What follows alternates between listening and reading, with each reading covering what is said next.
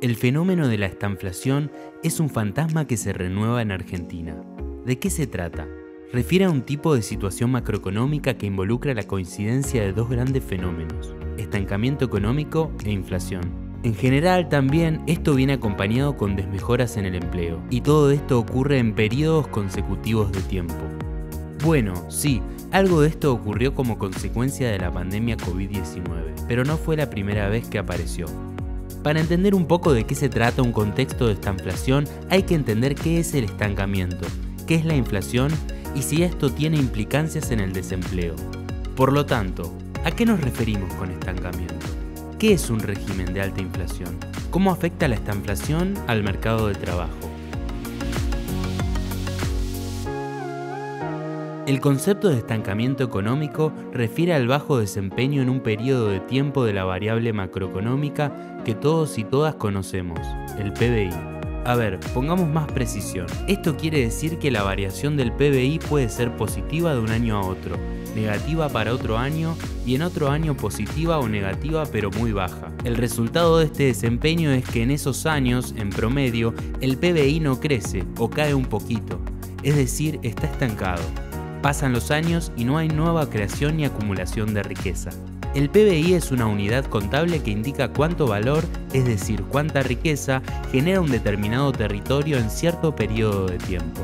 Usualmente la referencia es un país en un año. Esa riqueza se cuenta a partir de sumar todo el valor que genera cada sector y cada persona de cada sector como resultado del proceso productivo. ¿Cómo? Es la sumatoria de todo el trabajo realizado en ese periodo de tiempo en valores monetarios.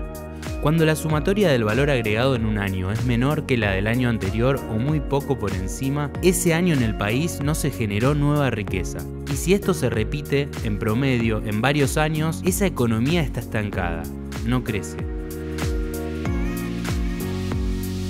La otra dimensión de la estanflación es la inflación. La inflación es el aumento acelerado y generalizado de los precios. Pero hagamos algunas aclaraciones. Algunos precios pueden aumentar un mes y eso no quiere decir que haya inflación. También pueden aumentar todos los precios y aún así no hay inflación. Se considera que hasta un 2% de inflación anual es un valor que indica estabilidad y permite contemplar previsibilidad. Entonces el valor deseado es 2% para la variación en los precios de un año a otro. Es decir, que por encima de 2% interanual es considerado como inflación. ¿Cuándo esto es grave?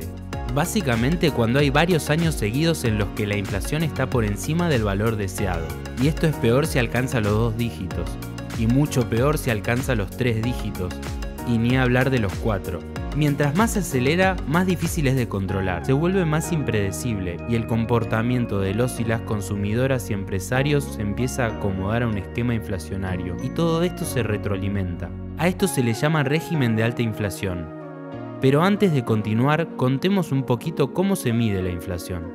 Se utiliza un índice de precios, el que es tomado de referencia en general es el índice de precios al consumidor. Básicamente, captura la evolución de precios de los componentes de una canasta general de consumo, ponderados en función de cuánto se considera que se consume de cada bien o servicio. Entonces, estancamiento económico e inflación. ¿Cuánto? Variaciones del PBI menores a 3% y de índices de precios mayores a 2% en un periodo de tiempo determinado. Habíamos dicho algo sobre empleo, ¿no?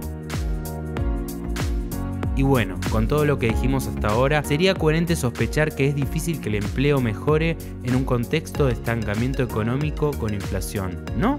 Dijimos que no se crea nueva riqueza y que encima el aumento generalizado y sostenido de los precios limita la posibilidad de predecir.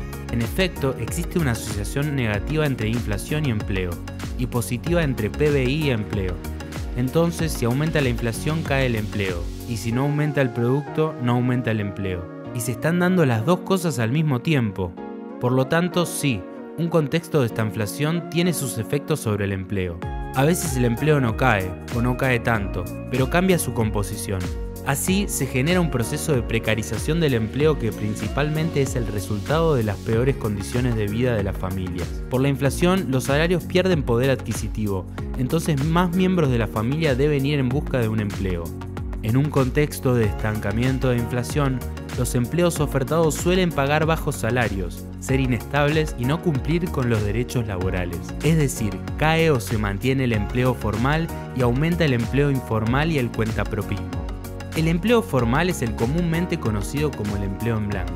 Es el registrado en la Seguridad Social. Los empleadores y las empleadoras abonan el seguro de salud y los aportes jubilatorios. El empleo informal es el empleo en negro, que no incluye estos pagos de seguridad social ni jubilación. A su vez, el cuentapropismo es el trabajo independiente. En ese caso, es la misma persona quien abona la seguridad social y los aportes jubilatorios. Claramente, todo esto afecta el poder adquisitivo del empleo. Los y las empleados y empleadas informales no son alcanzados por las negociaciones salariales de los sindicatos, y los y las cuentapropistas no pueden aumentar tanto los precios porque si no nadie los y las contrata. Un contexto de estanflación con cambios en la composición del empleo es lo que se viene dando en los últimos años en Argentina. Entre 2018 y 2022 el PBI se estancó, la inflación se aceleró y el empleo se precarizó.